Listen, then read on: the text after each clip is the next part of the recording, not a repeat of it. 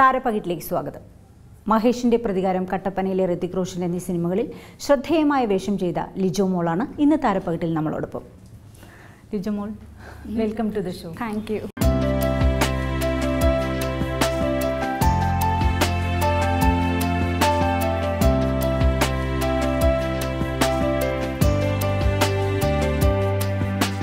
തിയേറ്ററിൽ ഞങ്ങൾ കണ്ടു വളരെ ശ്രദ്ധേയമായ വേഷം. പെട്ടെന്ന് ശ്രദ്ധിക്കും ആ പായസം എടുത്ത് കളയുന്ന സിനിമ സീനിങ്ങനെ ഞാൻ പിക്ചറൈസ് ചെയ്യാണ്. പക്ഷേ ഹണിബി 2.5 എന്താണ് അതിലെ ക്യാരക്ടർ? ഹണിബി 2.5 ക്യാരക്ടർ അതിൽ ഹീറോയിൻ ആണ്. പക്ഷേ അതിനെ കൂടുതൽ ഡീറ്റെയിൽസ് എനിക്കിപ്പോൾ പറയാൻ പറ്റില്ല, നിങ്ങൾ തന്നെ കണ്ടാൽ മതി. ക്യാരക്ടർ മാത്രം പറഞ്ഞാൽ മതി. 2.5 കാര്യം 2 ഞങ്ങൾ കണ്ടു. ഓക്കെ. 2.5 നടി ഭാവനയുടെ മേക്കപ്പ് അസിസ്റ്റൻ്റ് ആയിട്ടുള്ള റോളാണ് എനിക്ക്. മേക്കപ്പ് അസിസ്റ്റൻ്റ് എന്ന് പറയുമ്പോഴാണ് പെട്ടെന്ന് അതിൽ നിന്ന് ഒരുപാട് വ്യത്യാസമാണ് ലിജോ മോളെ കാണുമ്പോൾ. നേരിട്ട് കാണുമ്പോൾ ഒരു മേക്കപ്പും ഇല്ല. അത് എന്തുകൊണ്ടാണ്? പ്രത്യേകിച്ചും പഠിച്ചത് പോണ്ടിച്ചേരിയിലാണ്.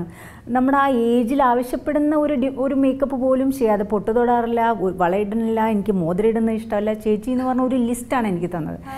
എന്തുകൊണ്ട് മേക്കപ്പിന് ഇത്രയും വിദൂരത്ത് നിർത്തിയിരിക്കുന്നത്? ഇല്ല, എനിക്കങ്ങനെ മേക്കപ്പ് തീരെ ചെയ്യില്ല എന്ന് പറയില്ല. കണ്ണെഴുതാറുണ്ട്, അതാണ്.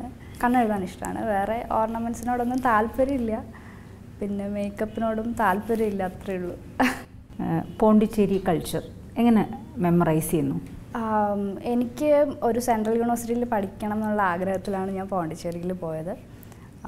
അപ്പോൾ ശരിക്കും എൻ്റെ ജീവിതത്തിലെ തന്നെ ഏറ്റവും രസകരമായിട്ടുള്ള ഒരു 2 വർഷമായിരുന്നു അവിടെ. വെസ്റ്റേൺ കൾച്ചറാണ് അവിടെ. ആരും ആരെയും ബാധിക്കാതെ, അങ്ങോട്ടും ഇങ്ങോട്ടും നോക്കാതെ, മൈൻഡ് ചെയ്യാതെ വേറൊരു ലോകമാണ്. സ്വാതന്ത്ര്യം എന്ന് പറയുന്നതാണ് അവിടുത്തെ ഫിലോസഫി.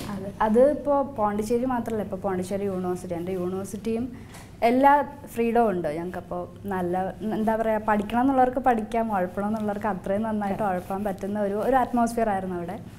പിന്നെ ഫ്രണ്ട്സ് ആയാലും ഇപ്പോൾ എനിക്ക് ശരിക്കും ഇന്ത്യയിലെ തന്നെ പല നാടുകളിൽ നിന്നുള്ള കുട്ടികളുണ്ട്. ഇപ്പോൾ നോർത്ത് ഇന്ത്യൻസ് ഉണ്ട്, അതുപോലെ നോർത്ത് ഈസ്റ്റ് നിന്നുണ്ട്, സൗത്തിൽ തന്നെ ആന്ധ്ര, കർണാടക, അങ്ങനെ എല്ലായിടത്തു നിന്നുണ്ട്. അപ്പോൾ എല്ലാവരുമായിട്ടുള്ളൊരു ഒരു മിക്സഡ് കൾച്ചർ എങ്ങനെയാണെന്ന് എനിക്ക് മനസ്സിലാക്കാൻ പറ്റി. എൻ്റെ ക്ലാസ്സിൽ തന്നെ ഉണ്ടായിരുന്നു പറഞ്ഞ പോലെ ആന്ധ്രയിൽ നിന്നും നോർത്ത് ഈസ്റ്റ്, നാഗാലാൻഡിൽ നിന്ന്, ഉത്തർപ്രദേശ്, പിന്നെ കേരള, അങ്ങനെ എല്ലായിടത്തു നിന്നുള്ള ആളുകളുണ്ടായിരുന്നു. ഏത് സബ്ജക്റ്റിലാണ് സ്പെഷ്യലൈസ് ചെയ്തിരിക്കുന്നത് കോളേജിൽ?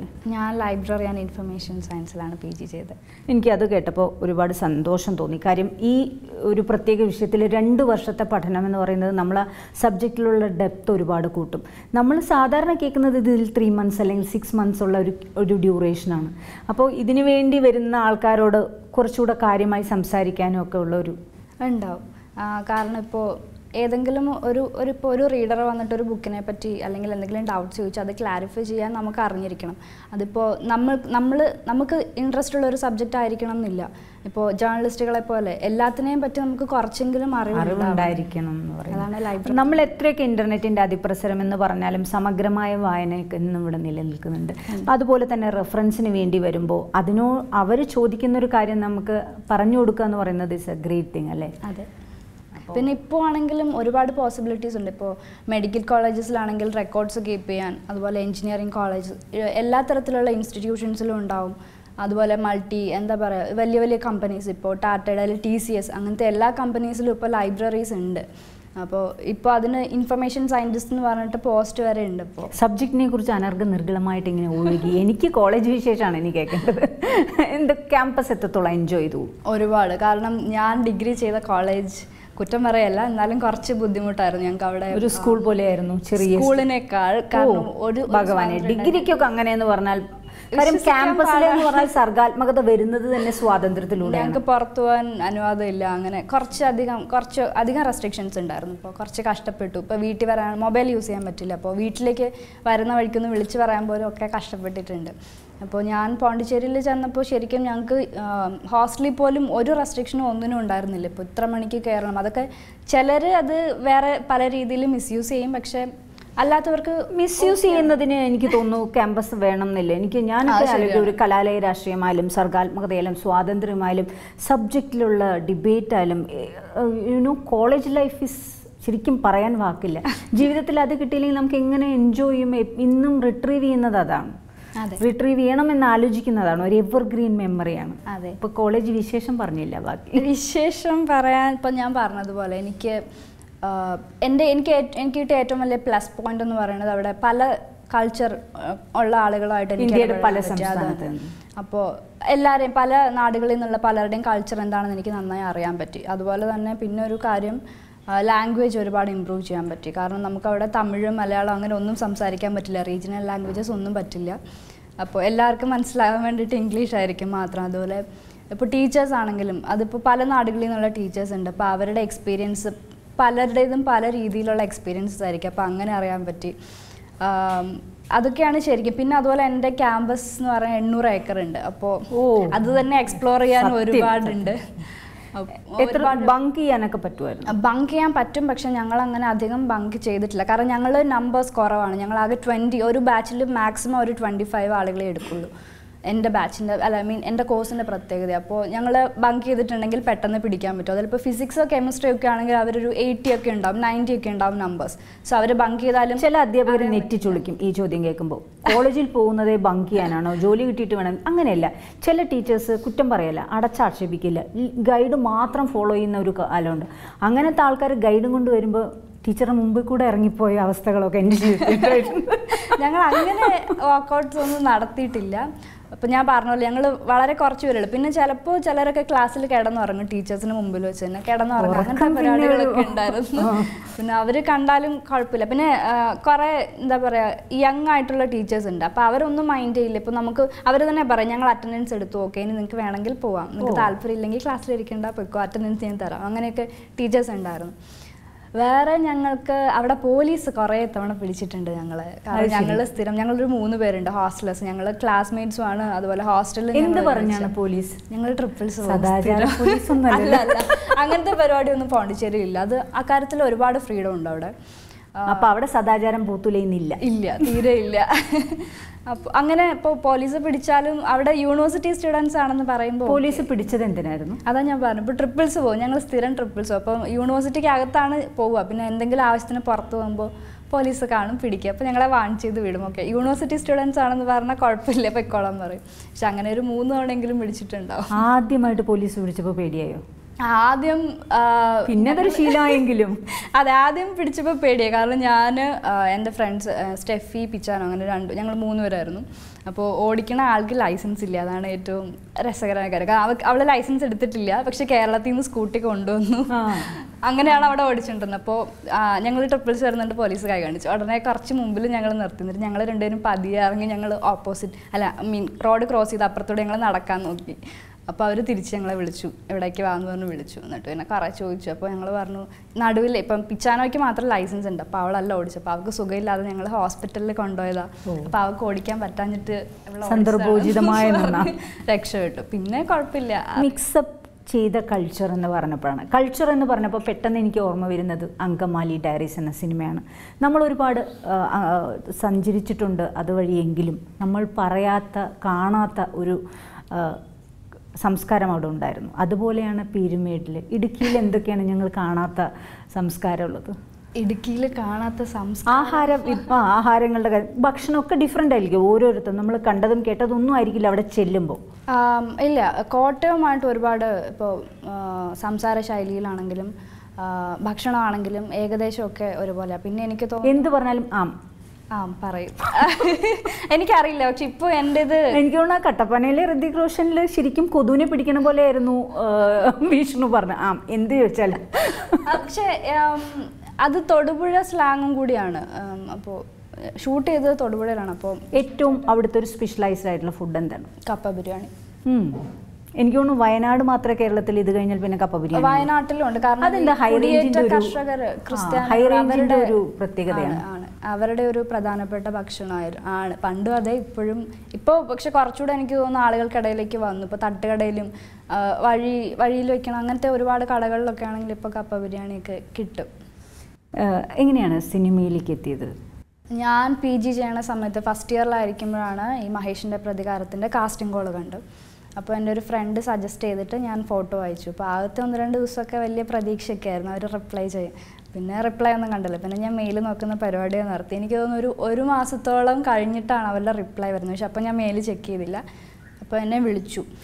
വിളിച്ചിട്ട് പറഞ്ഞു ഞങ്ങൾ മഹേഷിൻ്റെ പ്രതികാരം കാസ്റ്റിംഗ് ടീമാണ്, അപ്പോൾ ഞങ്ങൾക്ക് ഫോട്ടോ കണ്ട് ഇഷ്ടപ്പെട്ടു, ഓഡീഷന് വരണം എന്ന് പറഞ്ഞു. അപ്പോൾ ഞാൻ വീട്ടിൽ പറയാതെയാണ് ഫോട്ടോ അയച്ചത്. കാരണം വെറുതെ ഒരു രസത്തിന് ചെയ്ത പരിപാടിയാണ്, അപ്പം വിളിക്കും എന്ന് ഉറപ്പൊന്നും ഇല്ലാത്തതുകൊണ്ട് വീട്ടിൽ പറഞ്ഞില്ല. അപ്പോൾ ഞാൻ പറഞ്ഞു ശരി ഞാൻ ചേച്ചി തിരിച്ചു വിളിക്കാം. എന്നെ വിളിച്ചത് ശ്യാം, ഇപ്പോൾ സ്ക്രിപ്റ്റ് റൈറ്റർ ശ്യാമേട്ടൻ്റെ വൈഫാണ് എന്നെ വിളിച്ചത്. അപ്പോൾ ഞാൻ പറഞ്ഞു ഞാൻ ചേച്ചിയെ തിരിച്ച് വിളിക്കാമെന്ന് പറഞ്ഞിട്ട് ഞാൻ വീട്ടിൽ വിളിച്ച് ആദ്യം പറഞ്ഞു ഇങ്ങനെ ഞാൻ ഫോട്ടോ അയച്ചിരുന്നു, അപ്പോൾ ഒരു ഓഡീഷന് വിളിച്ചു. അപ്പോൾ വീട്ടിലാകെ ചീത്ത വിളിയായി. കാരണം ഞാൻ ഇതുവരെ അഭിനയിച്ചെൻ്റെ വീട്ടിലാരും കണ്ടിട്ടില്ല, എന്നെ അറിയുന്ന ആർക്കും അറിയില്ല. അപ്പോൾ അമ്മ ചോദിച്ചു എന്തിനാണ് നീ ഇങ്ങനെ ചെയ്തത്, വേണ്ട ആരും വരില്ല, എൻ്റെ വീട്ടിൽ നിന്നാണെങ്കിൽ ആരും കൂടെ വരില്ല എന്നാണ്. ഞാൻ പറഞ്ഞു ശരി ചേച്ചി. എന്നിട്ട് ചേച്ചി വിളിച്ച് പറഞ്ഞു ചേച്ചി ഞാൻ വെറുതെ ഫോട്ടോ അയച്ചതാണ്, എനിക്ക് അഭിനയിക്കാൻ അറിയില്ല, ഇങ്ങനെ കുറേ എൻ്റെ നെഗറ്റീവ്സ് എല്ലാം ഞാൻ പറഞ്ഞു. ഓക്കെ ഞാൻ വരുന്നില്ല എന്ന് പറഞ്ഞു. അപ്പോൾ ചേച്ചി തിരിച്ചെന്നെ ഇങ്ങോട്ടേക്ക് വഴക്ക് പറഞ്ഞു. എന്നിട്ട് പറഞ്ഞു ഒരുപാട് പേര് ഫോട്ടോസ് അയക്കുന്നതാണ്, ലിജോയ്ക്ക് അറിഞ്ഞുവിടാനിട്ടാണ്. അപ്പോൾ നമുക്ക് ഇഷ്ടപ്പെട്ട വളരെ കുറച്ച് പേരെ മാത്രമേ നമ്മൾ ഓഡീഷന് വിളിക്കുള്ളൂ. അതിൽ ഓഡീഷന് വന്നിട്ട് കിട്ടുമോ കിട്ടാതിരിക്കുമോ. ആ ചേച്ചി ലിജോയെ വിളിച്ച നേരെ അമ്മയെ വിളിച്ചാൽ മതിയായിരുന്നു. എന്നിട്ട് അമ്മ ഇങ്ങനെ കൺവിൻസ് ചെയ്തു. അപ്പോൾ ഞാൻ ഇതേ ഡയലോഗ് തന്നെ ഞാൻ വിളിച്ച അമ്മയോട് പറഞ്ഞു. അഭിനയം കയ്യിൽ അന്നേ ഉണ്ട്. ചേച്ചി ഇങ്ങനെയാണ് പറഞ്ഞത്. അപ്പോൾ അമ്മ പറഞ്ഞു ശരി നിൻ്റെ ഇഷ്ടം പോലെ ചെയ്യും, അങ്ങനെ പറഞ്ഞുള്ളൂ. അമ്മയ്ക്ക് താല്പര്യമൊന്നുമില്ല. അപ്പോൾ ഇച്ചാച്ചൻ എൻ്റെ കൂടെ വരാമെന്ന് പറഞ്ഞു. അപ്പോൾ ഞാൻ പോണ്ടിച്ചേരിയിൽ നിന്ന് ഡയറക്റ്റ് കൊച്ചിയിൽ വന്നു, അച്ഛൻ വീട്ടിൽ നിന്നും കൊച്ചി വന്നു. എങ്ങനെ ഉണ്ടായിരുന്നു ഓഡിഷൻ, എന്തൊക്കെ ചെയ്യിച്ചു? ഇങ്ങനെ ഇരുന്ന് കോളേജ് റാഗിങ്ങിനെ പോലെ അതൊക്കെ ചെയ്യിച്ചോ? അതോ എനിക്കിതുവരെ റാഗിങ് എക്സ്പീരിയൻസ് ഒന്നും ഇല്ല, അതുകൊണ്ട് അറിയില്ല എങ്ങനെയാണെന്ന്. എനിക്ക് തന്നത് ഞാൻ നല്ല ടെൻഷൻ അടിച്ചിട്ടാണ് പോയത്. എന്നെ കണ്ടതേ ശ്യാമേട്ടൻ പറഞ്ഞത് ഞങ്ങൾ കുറച്ചുകൂടെ ഹൈറ്റ് ഉള്ള ആളായിരിക്കും എന്നാണ് പ്രതീക്ഷിച്ചത്. അപ്പോഴേ എനിക്ക് ഉറപ്പായി കിട്ടില്ല ഏതായാലും. ഓക്കെ പിന്നെ ഞാൻ അകത്തേക്ക് കയറി, നല്ല ടെൻഷൻ ഉണ്ടായിരുന്നു. അപ്പോൾ ആദ്യം അവർ കുറച്ച് സംസാരിച്ച് ഇപ്പം വീട്ടിലെ കാര്യങ്ങൾ അതുപോലെ കോളേജ് വിശേഷങ്ങളൊക്കെ ചോദിച്ച് കംഫർട്ടബിൾ ആക്കി കഴിഞ്ഞിട്ട് ദിലീഷ് ചേട്ടൻ എന്നോട് പറഞ്ഞു ഓക്കെ നമുക്കിനി ഒരു സീനൊന്നും നമുക്ക് വെറുതെ ചെയ്ത് നോക്കാമെന്ന് പറഞ്ഞു. അങ്ങനെ പറഞ്ഞാൽ ഞാൻ പറഞ്ഞു എനിക്ക് വീട്ടിൽ പോകണം, ഞാൻ പോവാൻ എനിക്കറിയില്ല എന്ന് പറഞ്ഞ് ചാടി എണീറ്റു. അപ്പോൾ അവരെല്ലാം പെട്ടെന്നൊന്ന് ഞെട്ടി. എന്നിട്ട് അവർ ഒന്ന് ഇരുന്ന് ആലോചിച്ചിട്ട് പറഞ്ഞു ശരി ലിജോയ്ക്ക് പോകണം എന്ന് അത്ര നിർബന്ധമാണെങ്കിൽ പോയിക്കോ, അവിടെ വരെ വന്നതല്ലേ ഒന്ന് ട്രൈ ചെയ്ത് നോക്കാം, കുറച്ച് നേരം ഇവിടെ ഇരിക്കുമെന്ന് പറഞ്ഞ് വീണ്ടും അവരെന്നോട് വേറെ കുറേ കാര്യങ്ങളൊക്കെ സംസാരിച്ചു. മനസ്സിൽ ഒട്ടും സിനിമ ഉണ്ടായിരുന്നില്ല? ഒട്ടും ഉണ്ടായില്ല. ഞാൻ വെറുതെ ഒരു രസത്തിന് ഫോട്ടോ അയച്ചതാണ്.